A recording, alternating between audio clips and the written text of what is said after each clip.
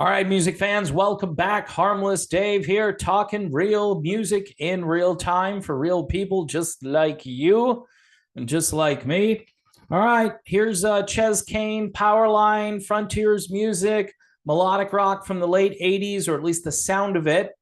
If you like Vixen, Leader Ford, if you like the style of Cher, for instance, this is right on point, really good.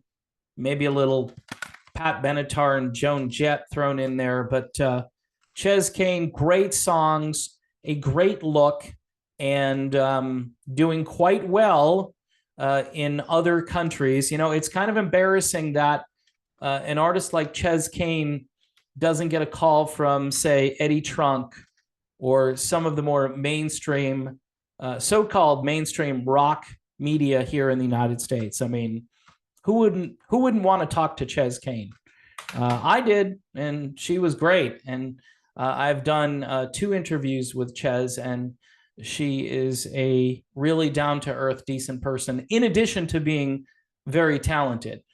Speaking of very talented, Ted Nugent, who also at one point was a guest on this humble little platform here, is trying to broker a deal. He's trying to get Ron DeSantis and Donald Trump together to cool the tensions between the 2 most popular Republican possible presidential candidates. Now, I guess for full disclosure here, I did vote for Ron DeSantis for governor, and he won in a rather historic landslide. And that's a relief because I like being free.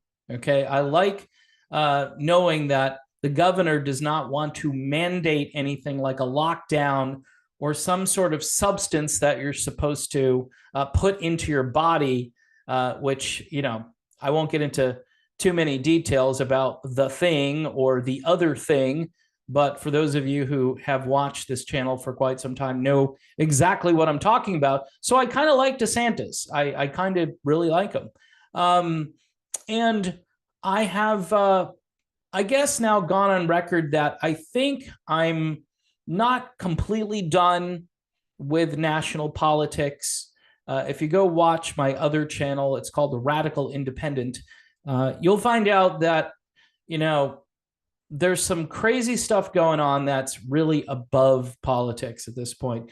And the way I look at the presidential race, and a lot of times even some of these Senate campaigns, a lot of the national politics have become just a game. It's just a horse racing game. Because once you get there, once you send these people to do what they're supposed to do, they can't do it. They get lobbied. You know, if they're not in a majority or a super majority, then they can't get votes through. And if they get the votes through, then you've got this guy up there now, who I have referred to a couple of times as the corpse in chief. The corpse in chief will take out his automated veto arm and just do the thing, you know, not the other thing, but you know what I'm saying. He'll veto anything that looks to be positive for the population at large. And, you know, the presidency has become kind of like a dictatorship. Because the president gets in there, signs all these executive orders, and then, you know, gets voted out, or something else happens where he doesn't actually get to go back. We don't know what that is. We don't know what happened back in 2020. No idea. But even some of that stuff and that focus right now really takes all of the oxygen out of the room when it comes to how people are dealing with their daily lives. And so, as much as I love Ted Nugent, and I do, this is kind of like a World Wrestling Federation type of, I don't know. It's just, to me, like going to a Kiss concert.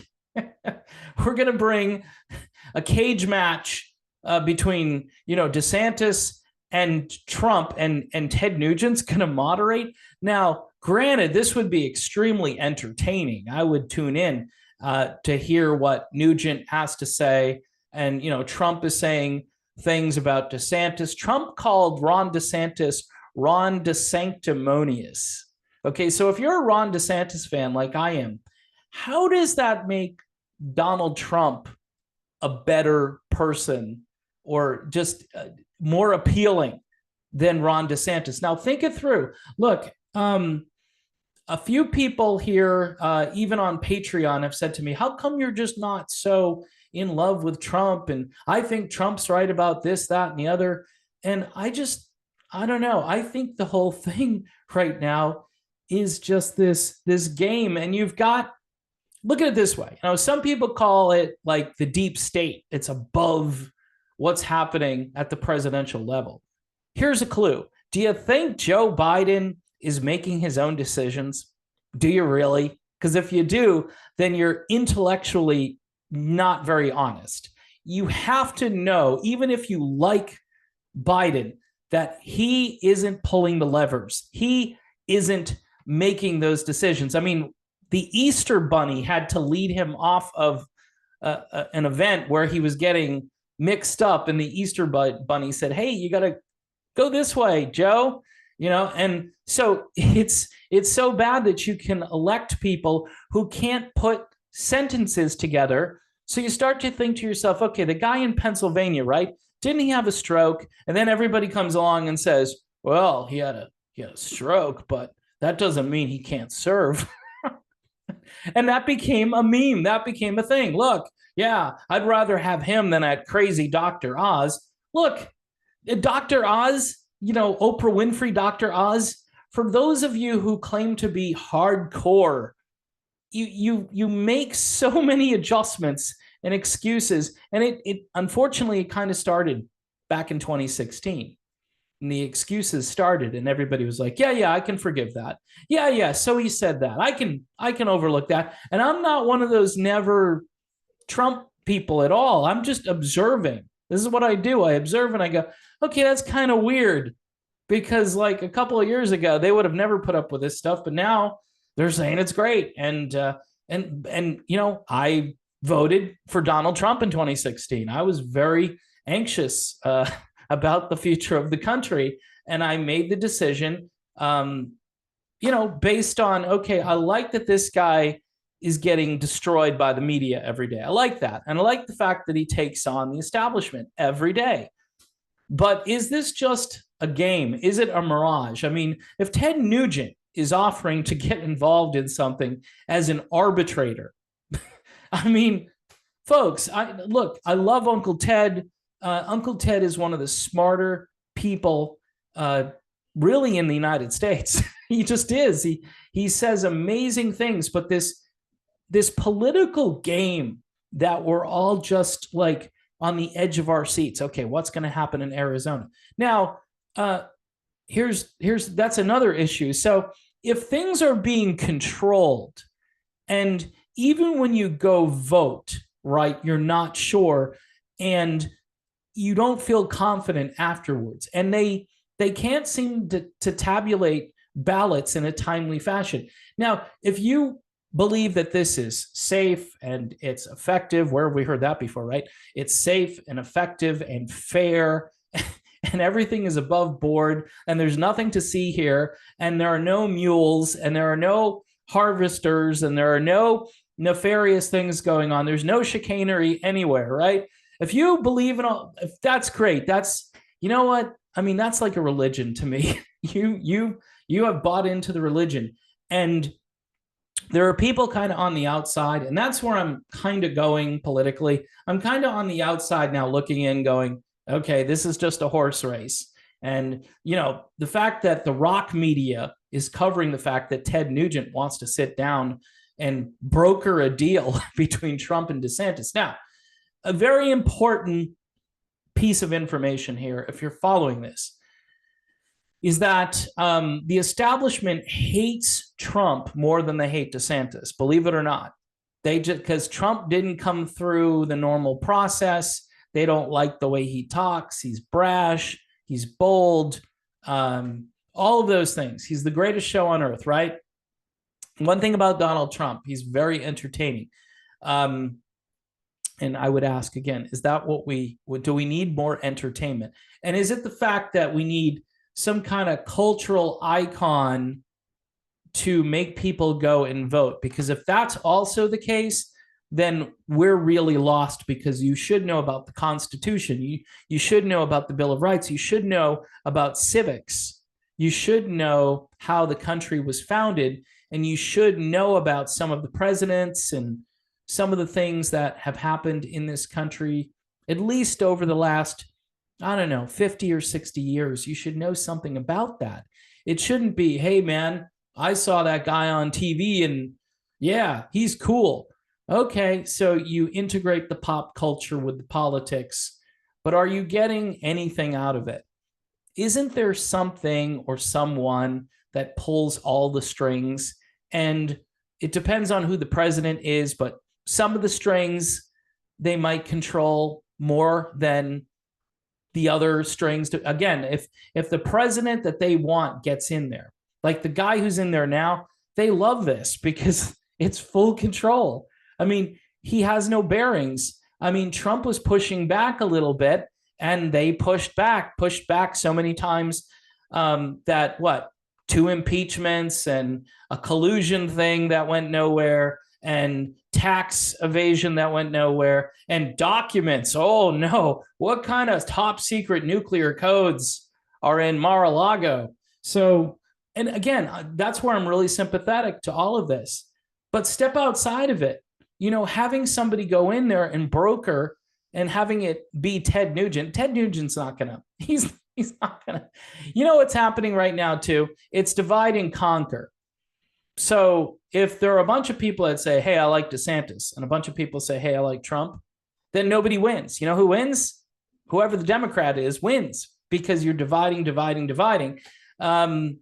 We need something else. We need a true popular local uprising where you take control of your own community and you insulate yourself using the United States Constitution to do so. The founders were smarter. They knew this was going to happen again. So they built in every provision to stave off what we're seeing now, and the tyranny and the despotism and all of the worst elements of what we originally left the UK, left jolly old England for, are here. They're here. And, you know, these World Wrestling Federation events here aren't really going to do much good in the long run. And it's entertaining. And I may have to take a less serious approach going forward to some of this stuff and just kind of comment on it from afar, make fun of it, maybe relate it to music somehow, you know, find a song, like Hit Me With Your Best Shot, right? Since it can't be sung anymore because of gun violence, maybe it can be used in, you know, the cage match between Trump and Desantis. And I'm not trying to make fun of anybody who supports either guy. And I know there are a lot of very loyal Donald Trump people, and they kind of get offended when I don't speak glowingly of the guy who hired John Bolton, who didn't fire Anthony Fauci, who started and founded the thing. Let's just be honest, that's the truth, and hasn't really backed away from it, other than saying, look, if you don't want to do it, you don't have to do it. Great. But we opened up a can of worms, and it's a Pandora's box, and now we're going on. Now they got new ones that are combinations for different things, but it's the same technology that they're going to use, the same platform. And people are like, great, you know, this will cover all of the different issues. Kids right now are getting this thing called, RSV? And suddenly, mysteriously, it's out of control. And again, you go back to the year 2020, just like when you go back to when the Patriot Act was enacted and we lost all our freedoms and rights, and people said, yes, we have to do this. And a lot of people, especially those people who are hard right, were like, yes, we have to do this because we've got to beat the terrorists, man. Remember George W. Bush? The terrorists are here. No, we actually got to fight them over there, so we don't have to fight them over here. It's them pesky terrorists. And Ted Nugent, I'm sure was full steam ahead during the George W. Bush days. I'm sure he was, as a lot of people were. A lot of people were like, yeah, that's my kind of president, believes in the country, loves the country. And meanwhile, there's someone else calling the shots, that vice president back in 2004. I think he was calling a lot of the shots. And in hindsight, that was a really bad presidency for 8 years. And then at the end of it, we had the Great Recession. We had the housing market crash. And then the next guy who comes in just dumps hot coals on a burning fire. And yeah, good on Trump. He had the economy doing way better. And I think a lot of it has to do with the fact that if you leave people alone, and if you let people just run their own lives and start their own businesses and find their own jobs, and the government's not too involved, then people are able to prosper. But guess what? I like Uncle Ted. It would be pay-per-view material. And I could see Trump saying, go to Truth Social so you can watch the Trump, DeSantis, and Ted Nugent, I don't know, whatever you want to call it, cage match, where Nugent is doing the emceeing and asking the questions, and goes from one cage to the other cage. You got Trump in one cage and DeSantis in another cage. Folks, you got to have some entertainment here. You got to laugh at some of this stuff.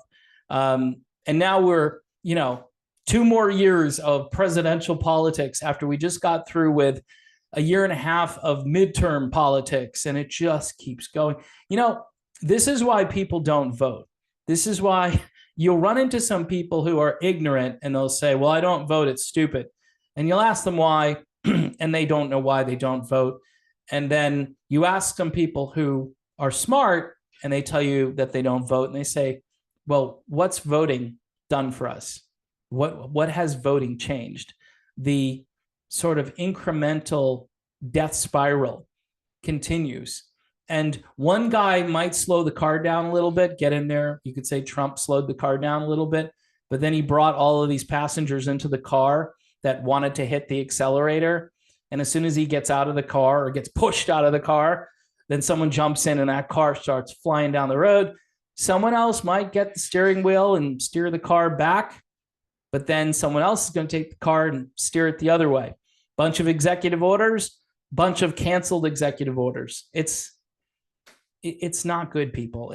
This is not a constitutional republic anymore. And I know all the rock media, when they make comments about the Constitution, I think they were lecturing, Aaron Lewis from Stained on what the Constitution is.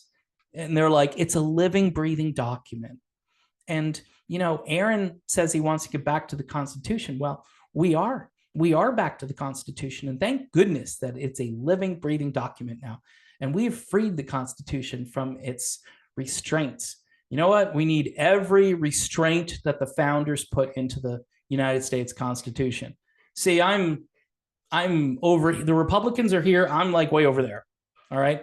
The Democrats are, I don't even know what that is, but I don't know. Maybe I'm a constitutionalist, libertarian, all of those things. It isn't enough anymore. It's just kind of, again, sort of tinkering around the edges. And good luck to Uncle Ted.